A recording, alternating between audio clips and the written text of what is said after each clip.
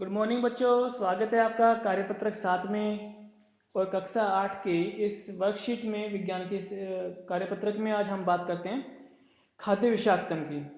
तो देखिए कुछ बातें हुई हैं यहाँ पर। पिंकी अपने भाई के साथ एक पार्टी में गई है।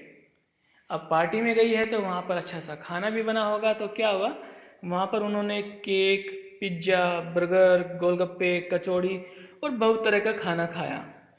घर वापस आकर उसके भाई के पेट में बहुत तेज दर्द होने लगा और उसके साथ साथ उल्टी और दस्त भी होने लगे।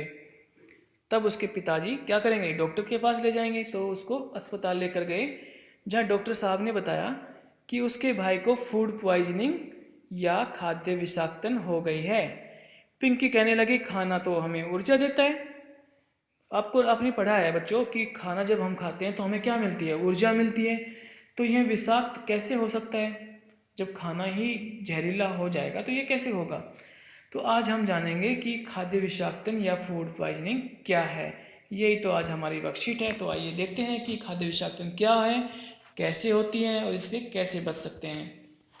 देखिए, फूड पॉइजनिंग या खाद्य विषाक्तन होने पर व्यक्ति में दिखने वाले जो लक्षण हैं वो कौन कौन से हैं? उल्टी, दस्त, ये सबसे पहले आते हैं। पेट में बहुत तेज़ दर्द होने लगता है, भूख लगना बंद हो जाती है और कई कई बार बहुत तेज़ बुखार भी हो जाता है। इसके लिए जिम्मेवार कौन है? इसके लिए जिम्मेवार है जीवाणु यानी कि बैक्टीरिया। एक तो बैक्टीरिया का नाम है ई कोलाई, दूसरा नाम है साल्मोनेला। ये दो ऐसे जीवाणु हैं जो सूक्ष्मजीव हैं जो खाद्य पदार्थ को विषाक्त कर देते हैं।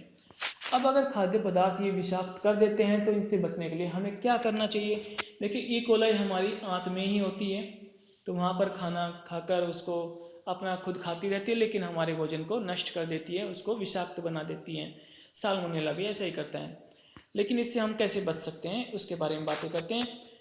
तो बच्चों, क्या करना है कि हमेशा हमेशा साफ ढका हुआ खाना खाना चाहिए। एक तो साफ खाना खाना चाहिए और ढका हुआ खाना चाहिए।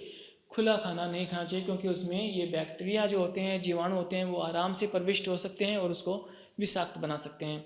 कुछ जो कवक होते हैं वो भी ये काम करते हैं। खाना खाने से पहले व बाद में या खाना बनाने से पहले हाथ जरूर धोएं। कई बार क्या करते हैं कि हम खाना बना, भूख लग रही है, ऐसे लग जाते हैं।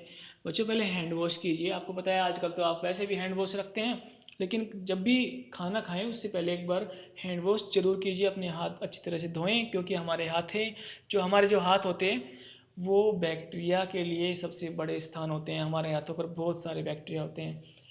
सब्जियों व फलों को अच्छी तरह धोकर खाएं। बाहर से सब्जियां आ रही हैं, पता नहीं कहाँ से, उसके ऊपर कितने बैक्टीरिया, कितने कवक, क्या क्या लगे हुए हैं, उनको अच्छी तरह से धोना चाहिए।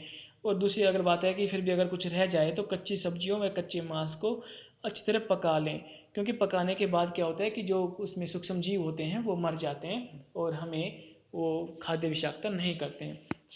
कोशिश करें कि हमेशा ताज़ा खाना खाएं, कि आगे आपने अभी खाना बनाया तो उसको खाएं। ये नहीं कि सुबह बनाया शाम को खा लिया, शाम को बनाया सुबह खा लिया, ऐसा ना हो। अगर फिर भी बच जाता है तो उसको फ्रिज में रखें, क्योंकि जो ठंडी जगह होती है वहाँ पर भी कुछ जीवाणु, जो सूक्ष्म जीव होते हैं, वो ज़्यादा नहीं पनपने पाते हैं, तो हम उससे बच सकते हैं। कोशिश कीजिए कि खाना ताज़ा खाएँ। फिर भी अगर बच जाता है, आप बाद में खाना चाहते हैं, तो फ्रिज में ज़रूर रख दें उसको। अब आइए, जो वर्कशीट है वो इतनी ही थी हमारी, काफ़ी सिंपल थी, छोटी सी थी।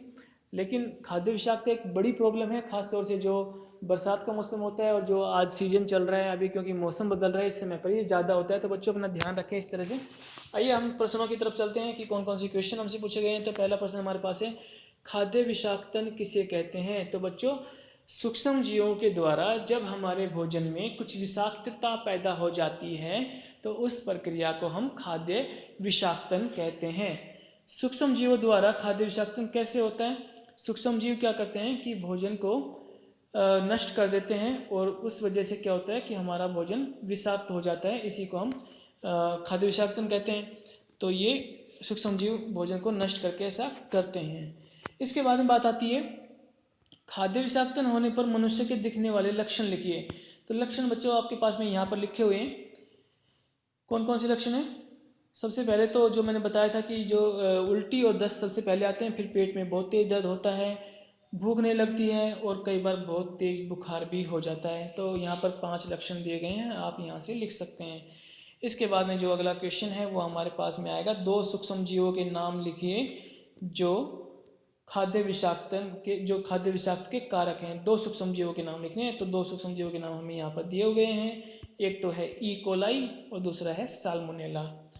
और इसके बाद में जो हमारे पास में लास्ट क्वेश्चन है वो उसके ऊपर लिखा हुआ है कि किन्हीं 4 आदतों को लिखिए जिनको अपनाकर हम फूड पॉइजनिंग से बच सकते हैं। तो बच्चों यहाँ पर 4 की जगह पर 5 आदतें लिखी हुई हैं, और भी आप अपनी तरफ से भी लिख सकते हैं।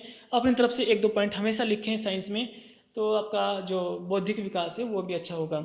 साफ़ सुथरा ढका हुआ खाना खाना चाहिए। खाने से पहले, खाने के बाद में या खाना बनाते समय हाथ जरूर धोना चाहिए खाने बनाने से पहले।